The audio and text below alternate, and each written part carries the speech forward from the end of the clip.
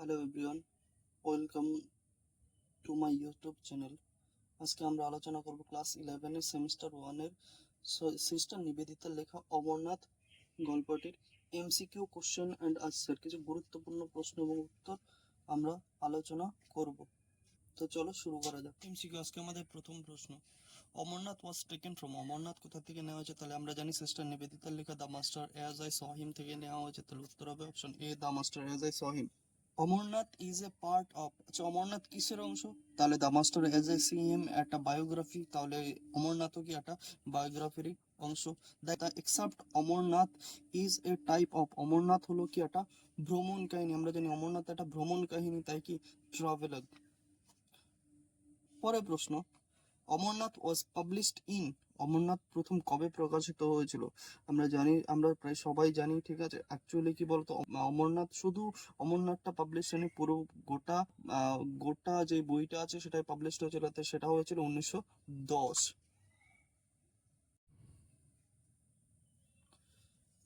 আমাদের পরের প্রশ্ন, sister Nivedita was the disciple of, আমরা জানি সিস্টার নিবেদিতা ছিল কার শিষ্য? ছিল স্বামী বিবেকানন্দের শিষ্য। Swamiji declared going to Amarnath pilgrimage in, Swamiji কোথা থেকে ঘোষণা করেছিল যে তিনি অমরনাথ যাত্রা যাবেন? আমরা জানি সবাই কোথা থেকে ঘোষণা করেছিল, আচ্ছাবল থেকে। কিন্তু এটা সম্পূর্ণ আচ্ছাবল না, আসলে এটা ঘোষণা করা হয়েছিল মুঘল গার্ডেন থেকে, যেহেতু সেটা আচ্ছাবল অবস্থিত তাই আচ্ছাবল বলা হয়। When did Swamiji announced about his Amarnath journey, কখন অমরনাথ যাওয়ার ঘোষণাটা করেছিল স্বামীজি?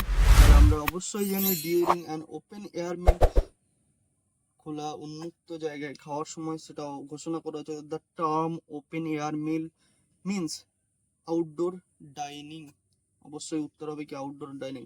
নেক্সট প্রশ্ন, the first things the pilgrim party do after the announcement was they, আচ্ছা প্রথম তীর্থযাত্রীরা যারা ছিল সেখানে, তারা ওই ঘোষণাটা, অমরনাথ যাওয়ার ঘোষণাটা শোনার পর তারা কি করেছিল? কংগ্রাচুলেট দেমসেলফ, তার অপশন সি, কংগ্রাচুলেট দেমসেলস। পরের প্রশ্ন, হিয়ার ডটার্স রেফার টু, আচ্ছা এই গল্পে কন্যা বলতে কাকে বোঝানো হয়েছিল? আমরা জানি সিস্টার নিবেদিতা, আমরা সবাই তাকে সিস্টার নিবেদিতা বলি, কিন্তু স্বামীজি তাকে কি বলতো? কন্যা হিসেবে আখ্যান করেছিল। আচ্ছাবল ইজ দ্য স্টেট অফ, আচ্ছা আচ্ছাবল কোন রাজ্যে অবস্থিত? আচ্ছাবল অবশ্যই সবার জানা যে কাশ্মীরে অবস্থিত। Mughal garden is situated in, Mughal garden কোথায় অবস্থিত? তাহলে আমরা সবাই জানি মুঘল গার্ডেন কোথায় অবস্থিত, আচ্ছাবলে। পিপল এনক্যাম্পড ইন এ, মানুষজন কোথায় তাঁবু গেড়েছিল? তাহলে কোথায় সেটা হবে? ফিল্ড, মাঠে।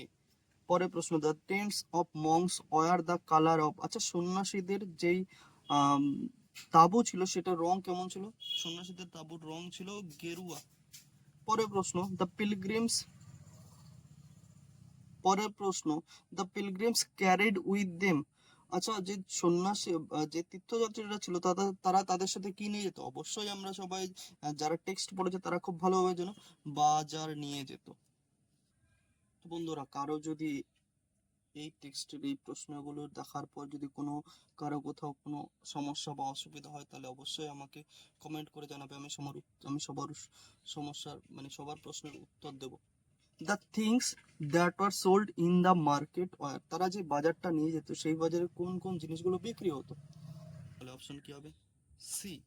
Next, the sister Nivedita's tent was situated dash to the some stand, sister নিবেদিতার যে তাঁবু ছিল সেটা স্বামীজির টেন্টের কোন পাশে ছিল? তাহলে অবশ্যই সেটা কোথায় হবে? উল্টো পাশ পায়, অপোজিট, বিপরীত পাশে ছিল। পরের প্রশ্ন, লিভিং আচ্ছাবল দে রিস্ট, আচ্ছাবল থেকে বেরিয়ে যাওয়ার পর বা ছাড়ার পর তারা কোথায় গিয়ে পৌঁছলো? তারা পৌঁছলো ইসলামাবাদ।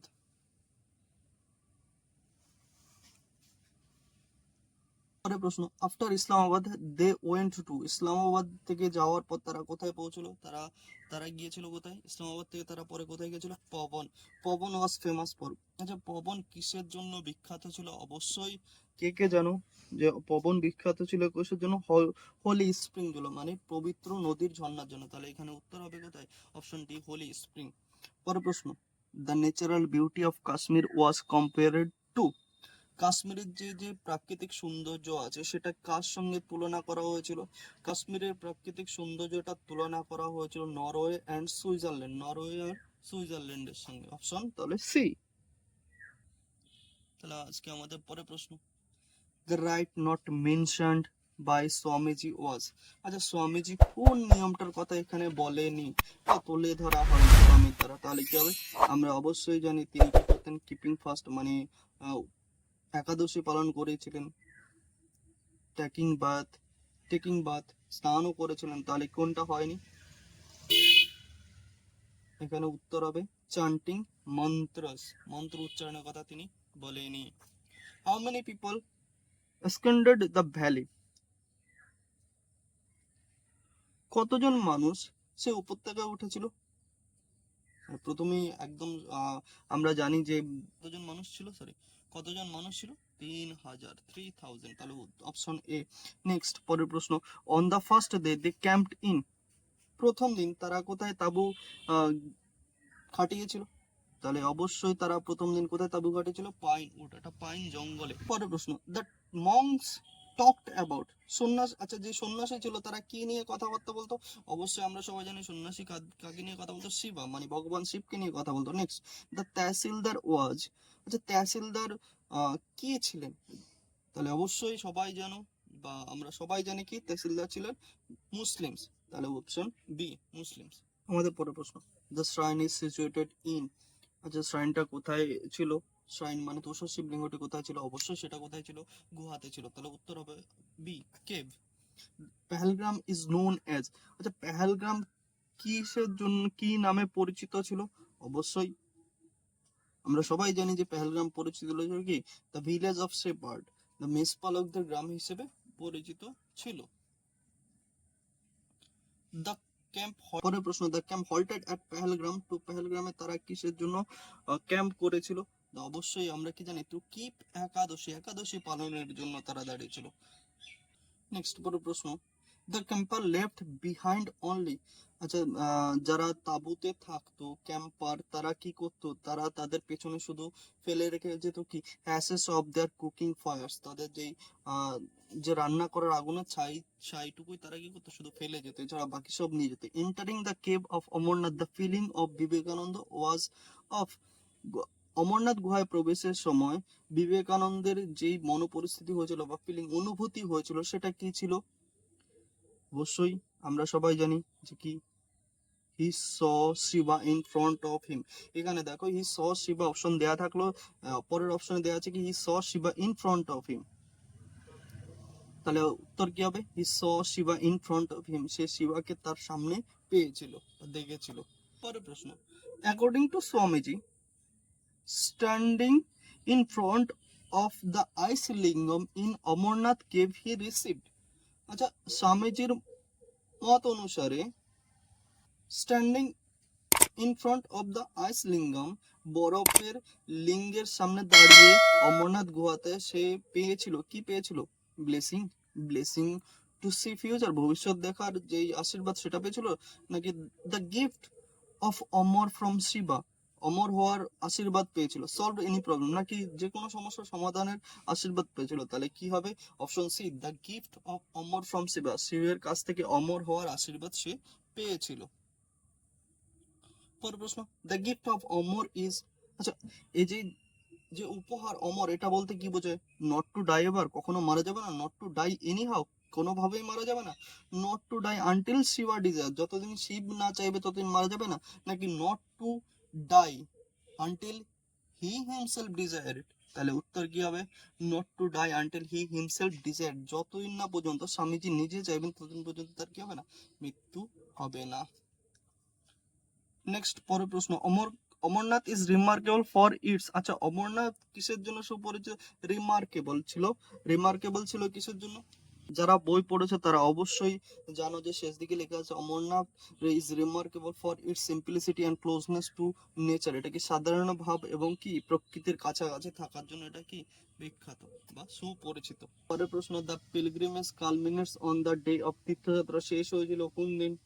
তাহলে তীর্থযাত্রা শেষ হয়েছিল কোন দিন? কি রাখি পূর্ণিমা, অক্ষয় তৃতীয়া, দিওয়ালি নাকি বিজয়া দশমী? অবশ্যই আমরা জানি সেদিন কি ছিল, যেদিন কি ছিল রাখি পূর্ণিমা, যেদিন আহ সিস্টার নিবেদিতা ছিল যে তাদের হাতেই লাল এবং হলুদ সুতো সবাই কি করছিল, বেঁধেছিল। তাহলে উত্তর হবে কি রাখি পূর্ণিমা, অপশনে। নেক্সট, পরের প্রশ্ন, দ্য নেক্সট ডে বা সেকেন্ড ডে, পরের দিন বা দ্বিতীয় দিন, দে ক্যাম্পড ইন, তারা কোথায় তাঁবু কেটেছিল? তারা তাঁবু খাটিয়েছিল কোথায়?